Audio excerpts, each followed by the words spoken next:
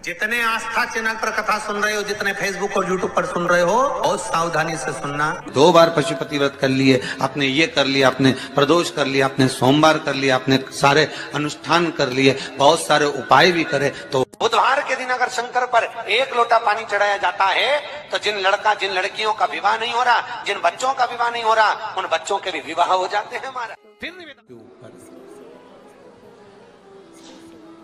स्वामी विवेकानंद जी के पास में एक व्यक्ति आकर बैठ गया और उस व्यक्ति ने कहा, मैं बहुत परेशान हूं,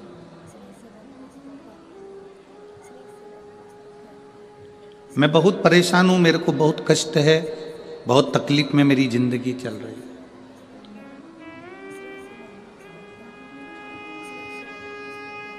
स्वामी विवेकानंद जी, मेरी परेशानी को समाप्त कर दीजिए। कल आपको कथा में कहा था, संत, साधु, गुरु 3 चीजों से दूर रहता है। जो गुरु नानक देव जी ने नामदेव जी को बताया था, 3 चीजों से संत, साधु, गुरु दूर रहता है। पहला नमस्कार, दूसरा चमत्कार और तीसरा नमस्कार। असली अगर गुरु है, असली अगर संत है, असली अगर साधक है, तो वो ये 3 चीजों से दूर है। उसको कोई मतलब नहीं इन 3 चीजों से। किसने प्रणाम करा, किसने नहीं करा, कौन ने भेंट चढ़ाई, कौन ने नहीं चढ़ाई, उससे कोई उसका मतलब नहीं, उससे कोई सब।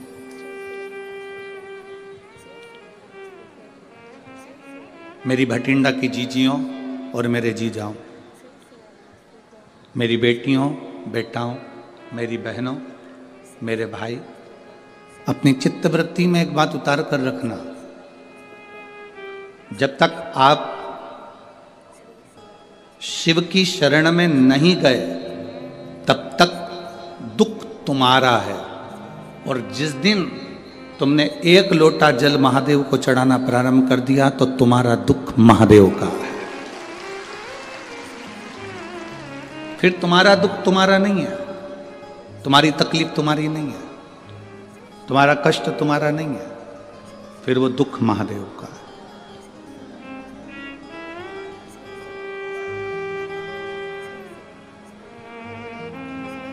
ये कथा का जो पंडाल है, लोग इसको कहते हैं शिव महापुराण की कथा हो रही है। हम कहते हैं ये शिव महापुराण की कथा नहीं हो रही है, नेत्रों की जांच हो रही है, नेत्र शिविर लगा है, इसमें आंखों की जांच है। कोई मरीज ऐसा होता है, हॉस्पिटल में जाता है, डॉक्टर साहब से कहता है मुझे दूर का नहीं दिखता, मुझे दूर का नहीं दिखता। डॉक्टर उसको दवाई देते हैं, ड्रॉप देते हैं, आंखों में डालकर देखता है, अभी भी मुझे दूर का नहीं दिखता। डॉक्टर साहब ने उसको टेबलेट दे दी, उसने ली, मुझे दूर का नहीं दिखता। अब डॉक्टर ने कहा यदि तुम्हें दूर का नहीं दिख रहा तो मैं एक चश्मा बना देता हूं, चश्मे से दिखेगा, चश्मे से उसको दूर का दिखने लगा। फिर कोई डॉक्टर के पास गया, डॉक्टर साहब मुझे पास का नहीं दिखता। डॉक्टर ने उसको भी ड्रॉप दिया, उसको भी दवाई दी, उसको पास का नहीं दिख रहा तो फिर उसके लिए भी चश्मा बना दिया। आप में से कोई मरीज ऐसा बैठा होगा जो डॉक्टर के पास जाकर कहेगा ना दूर का दिखता ना पास का दिखता, तो डॉक्टर ने एक ही चश्मे में 2 गिलास लगा दिए। ऊपर आधा गिलास ऊपर है तो दूर का दिखता है, आधा गिलास नीचे तो पास का दिखता है। बोलो सही है कि गलत है? एक ही चश्मे में 2 गिलास, 2 कांच, आधे में दूर का दिखता है, आधे में पास। बहुत सारे मरीज डॉक्टर के पास पहुंचे और कहते हैं दूर का नहीं दिखता, पास का नहीं दिखता, पर आज तक ऐसा मरीज डॉक्टर के पास नहीं गया जिसने जाकर कहा हो कि मुझे इन नेत्रों से मेरा महादेव नहीं दिखता।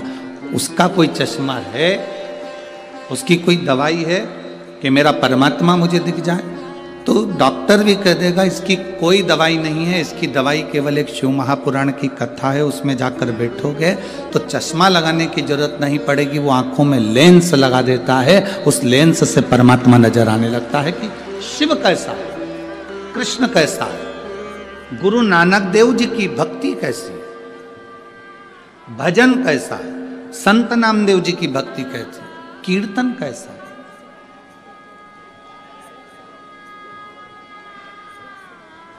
आप सब इस कड़कती हुई ठंड में, कड़कड़ाती हुई ठंड के अंदर स्टेडियम के एक एक कुर्सियां आप अगर देखेंगे तो सब भरी पड़ी है, पूरा ग्राउंड में पांव रखने की जगह नहीं है।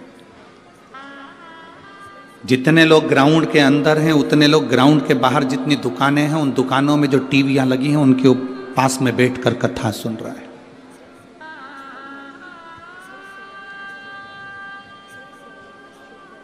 कई लोग पार्किंग से यहां तक नहीं पहुंच पाए तो पार्किंग में गाड़ी को खड़ी कर कर उसमें मोबाइल लगाकर बुजुर्ग माताएं, अन्य माताएं उसमें बैठकर टीवी उस मोबाइल पर कथा सुन रही हैं। शायद भटिंडा के इतिहास में ऐसा भक्ति शायद भटिंडा वालों ने कभी नहीं देखी होगी जो भक्ति का दर्शन यहां हो रहा है।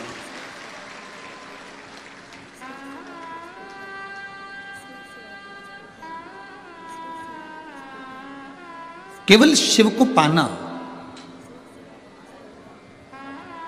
स्वामी विवेकानंद जी से एक व्यक्ति ने जाकर कहा कि मैं बड़ा दुखी हूं, मैं बड़ा कष्ट में हूं, मैं बड़ा तकलीफ में हूं, मुझे बड़ी तकलीफ है, बहुत तकलीफ। तकलीफ किसको नहीं है, दुख किसको नहीं है, कष्ट किसको नहीं है।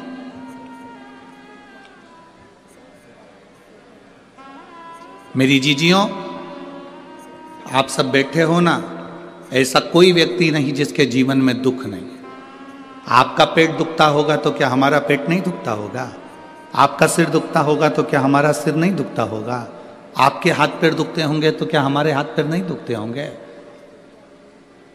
बड़े से बड़े महाराज को बुला लो, बड़े से बड़े महात्मा को बुला लो और बड़े से बड़े साधक को बुला लो जो कह दे कि मेरे जीवन में दुख नहीं है। दुख किसको नहीं है? कोई तन दुखी, कोई मन दुखी, कोई धन बिन रहत उदास, तुलसी या संसार में सुखी राम का दास। संसार में केवल एक सुख है जो परमात्मा की शरणागति है, जो भगवान की शरणागति है, जो भगवान की भक्ति है, जो भगवान का भजन, ये सुख है।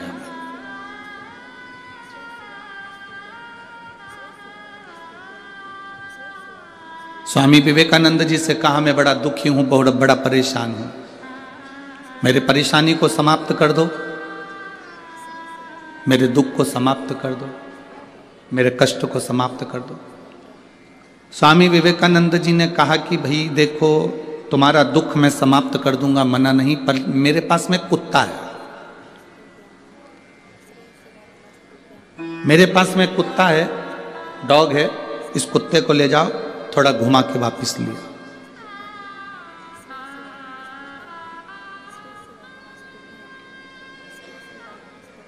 इस कुत्ते को लेकर जाओ और घुमा के वापस लेकर आओ।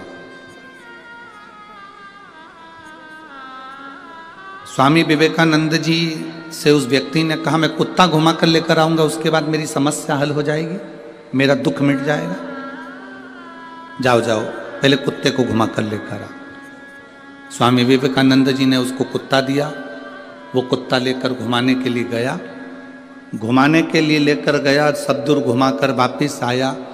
कुत्ता हाँप रहा था, बहुत तेज तेज हाँप रहा था, और जो घुमाने वाला व्यक्ति था वो आके खड़ा हुआ। स्वामी विवेकानंद जी ने पूछा ये इतना तेज हाँप क्यों रहा है, कुत्ता इतनी तेज क्यों हाँप रहा है? उसने कहा जो निकलता था उसके पीछे भौंकने चले जाता था, कभी इधर देखा उधर चले गया, कभी उधर देखा उधर चले गया, कभी उधर देखा कभी उधर चले गया, भाग भाग कर इधर उधर जाता फिरा। मैं कहीं नहीं भागा, सीधे रास्ते पे चलते चलते चलते चलते यहाँ पहुँच गए। कुत्ता हाँप रहा है, वो व्यक्ति नहीं हाँपा।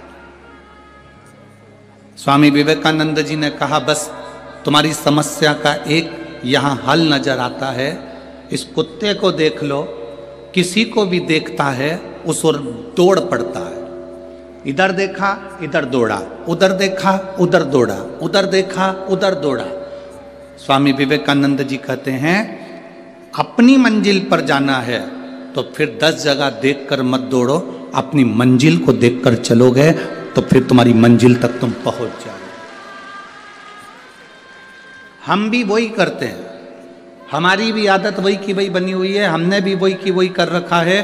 कभी देखते हैं कि अपनी दुकान चल रही है किराने की, अपनी दुकान चल रही है कपड़े की, अपनी दुकान चल रही है मोबाइल की, अपनी दुकान चल रही है बैग की, अपनी दुकान चल रही है सुनारी की, अपनी दुकान चल रही है लोहारी की, पर अपन दूसरे को देखते हैं वो उसमें ज़्यादा कमाई है, इसको कम ध्यान देते हैं, उसमें घुस जाते हैं। फिर लगता है कि कपड़े की दुकान में ज्यादा फायदा है, अपनी दुकान को कम कर कर अपन कपड़े की दुकान में चले जाते हैं। फिर लगता है कि मोबाइल में ज्यादा फायदा है, हम मोबाइल की ओर चले जाते हैं। फिर लगता है शोरूम डाल लेते हैं, शोरूम में ज्यादा फायदा है, कर्जा ले लिया, लोन ले लिया, शोरूम डाल लिया, उसमें चले गए।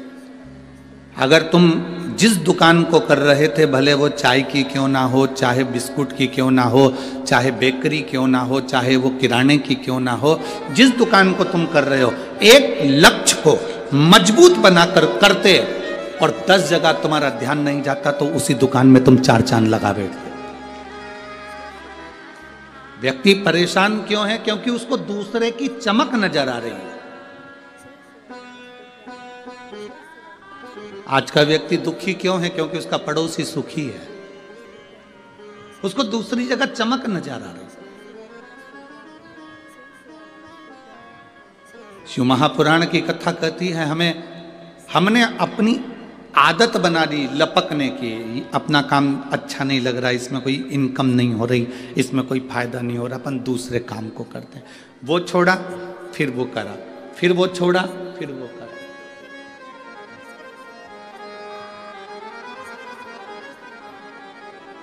आप यदि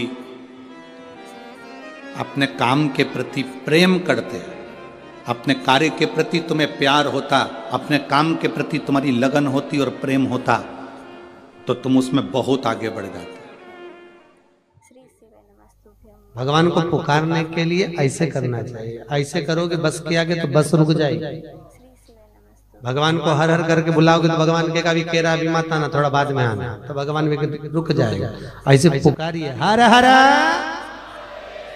और जरा आवाज निकालिए महादेव, हर हर महादेव। पीछे लगा देव, देव मतलब घर में पोता पोती देव, गाड़ी देव, बंगला देव, हर हर